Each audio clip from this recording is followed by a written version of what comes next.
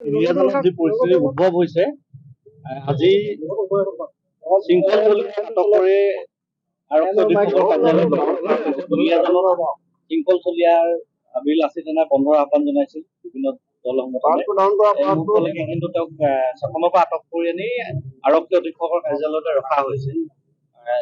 আপোনাক সাক্ষাৎ কৰিবলৈ অনুমতি দিছে নেকি? এতিয়ালৈকে দিয়া নাই, কিন্তু প্ৰথম কথাটো হ'ল গণতান্ত্ৰিক আন্দোলন আৰু গণতান্ত্ৰিক অধিকাৰ এটা মষিমূৰ কৰিবৰ কাৰণে বিজেপি দলে বিজেপি চৰকাৰে আৰম্ভণিৰে পৰা চৰকাৰ গঠন কৰাৰ পৰা তেওঁলোকে কাম কাজ কৰি আহিছে।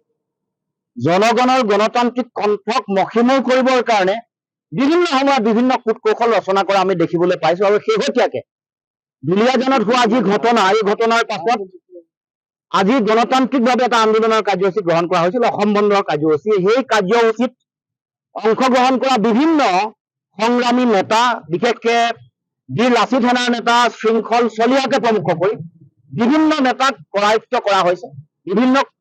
বিভিন্ন অঞ্চলত কেৱল মাত্ৰ দুলীয়াজানতে নহয়, অসমৰ বিভিন্ন প্ৰান্তৰ পৰা আহি থকা বিভিন্ন নেতা কৰ্মকৰ্তাক এনেকৈ কৰায়ত্ব কৰি চৰকাৰে তেওঁলোকৰ স্বৈৰতান্ত্ৰিক যিটো চৰিত্ৰ, গণতান্ত্ৰিক আন্দোলনৰ বিৰোধী যিটো তেওঁলোকৰ চৰিত্ৰ, সেইটো চৰিত্ৰ তেওঁলোকে উদঙাই দেখাইছে। আমি স্পষ্টকে আমি চৰকাৰক ক'ব খোজো যে তেওঁলোকৰ অগণতান্ত্ৰিক ফেচিষ্ট স্বৈৰতান্ত্ৰিক যি মানসিকতা আছে, এইটো বন্ধ হ'ব লাগিব। আৰু অতি সোনকালে আমি শৃংখল চলিহাক আমি মুকলি কৰি দিবৰ কাৰণে আহ্বান জনাইছো। তাৰ লগে লগে শৃংখল চলিহাৰ উপৰিও যিসকল আমাৰ যিসকল কৰ্মকৰ্তা, যিসকল নেতা, যিসকলক ইতিমধ্যে কৰায়ত্ব কৰিছে, সকলোকে মুকলি কৰি দিবৰ কাৰণে আমি দাবী উত্থাপন কৰিছো।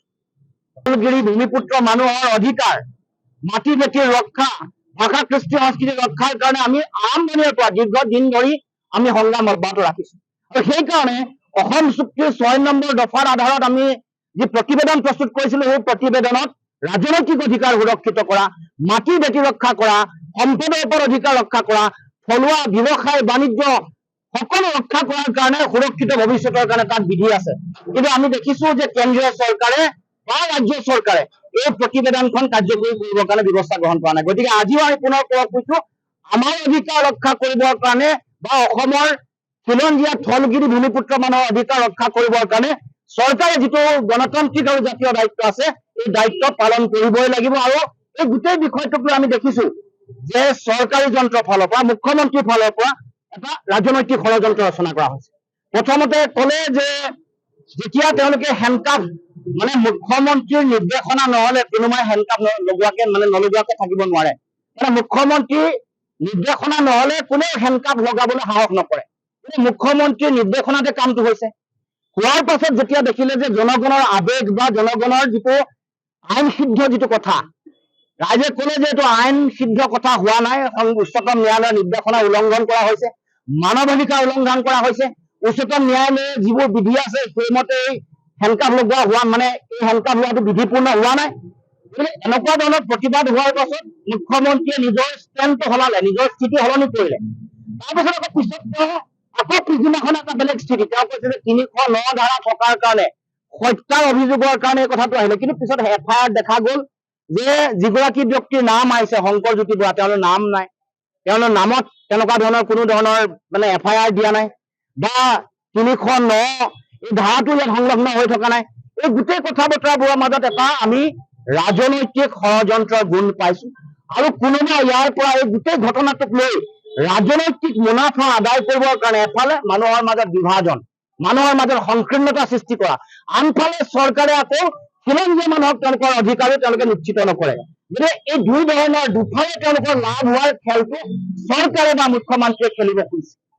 গতিকে আমি এই গোটেই কথা বতৰাবোৰ অসমৰ ৰাইজে যাতে নিৰ্ভুলভাৱে বিশ্লেষণ কৰে আৰু আমাৰ নিজৰ সুৰক্ষিত ভৱিষ্যতৰ কাৰণে, আমাৰ অধিকাৰ সুৰক্ষিত কৰিবৰ কাৰণে যাতে আমি সকলোৱে আহি থাকিব লগা দিনসমূহত গৃহস্থিতি গ্ৰহণ কৰো।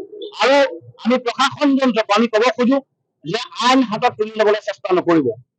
অসমত কিছুদিনৰ পৰা জংগল ৰাজ সদৃশ পৰিৱেশ এটা সৃষ্টি কৰিবলৈ বিচৰা হৈছে। গতিকে আইনৰ শাসন হ'ব লাগিব, পুলিচ ৰাজ, জংগল ৰাজ এইবোৰ হ'বলৈ দিয়া নহ'ব, এইটো কথা স্পষ্ট। আৰু সেইকাৰণে ক'ব খোজো যে আইনৰ মতে দেশ চলিবলৈ দিয়ক। এইখন দেশৰ গণতন্ত্ৰ, এই দেশখনৰ এখন সংবিধান আছে, ন্যায়পালিকা আছে, আইনৰ মতে অসমত বা ভাৰতবৰ্ষত শাসন হ'ব লাগিব। আপুনি আজি এই আমিতো খবৰ ল'বলৈ যাব বিচাৰিছো, পুলিচে বাধা দিছে। কৈছো যে এইটো আমি খবৰ ল'বলৈহে আহিছো, গতিকে আমাক যাবলৈ দিব লাগে, কিন্তু এতিয়ালৈকে পুলিচৰ ফালৰ পৰা তেওঁলোকে এই অনুমতি প্ৰদান কৰা নাই। গতিকে মই ক'ব খোজো যে আমি গণতান্ত্ৰিক যি পৰম্পৰা, গণতান্ত্ৰিক যিটো ঐতিহ্য, ইয়াক ৰক্ষা কৰিব লাগে। খবৰ ল'বলৈ আহিছো, খবৰ লোৱাৰ সুযোগ দিব লাগে। আৰু মই ভিতৰত সোমাই থকা যিসকল পুলিচৰ বিষয়া আছে তেওঁলোকক আহ্বান জনাইছো যে আমাক ভিতৰলৈ যোৱাৰ অনুমতি প্ৰদান কৰিব লাগে। যে আজি এটা নতুন ধৰণৰ ভিডিঅ' আহিছে, নতুন ধৰণৰ ব্যৱসায়িক সংঘাতৰ কথা আহিছে দুটা গ্ৰুপৰ মাজত। গোটেই বিষয়টো এটা নতুন ধৰণৰ মূৰ আকৌ লৈছে। এই গোটেই কথা বতৰাবোৰ গোটেই তন্নতন্নকে পৰীক্ষা নিৰীক্ষা নকৰাকে এটা সুপৰিকল্পিত এটা ৰাজনৈতিক ষড়যন্ত্ৰ, এটা ৰাজনৈতিকভাৱে মুনাফা লোৱাৰ এটা ষড়যন্ত্ৰত লিপ্ত হোৱাৰ আমি এটা উমান পাইছো বা আইডিয়া পাইছো। গতিকে যিসকল ইয়াৰ লগত জড়িত সকলো তদন্ত হ'ব লাগে, তদন্তত যি দোষী শাস্তি প্ৰদান কৰিব লাগে। কোনে এই কথা সংঘটিত হ'ল? মানুহৰ মাজত এনেকুৱা ধৰণৰ সংঘাত সৃষ্টি কৰা কথা, মানুহৰ মাজত এটা গোষ্ঠী সংঘৰ্ষৰ এটা পৰিৱেশ তৈয়াৰ কৰাৰ যিবোৰ কথা বতৰা, এইবোৰ যিসকল দোষী, যিসকলে প্ৰৰোচনা কৰিছে, প্ৰত্যেককে কৰায়ত্ব কৰিব লাগিব, শাস্তি দিব লাগিব।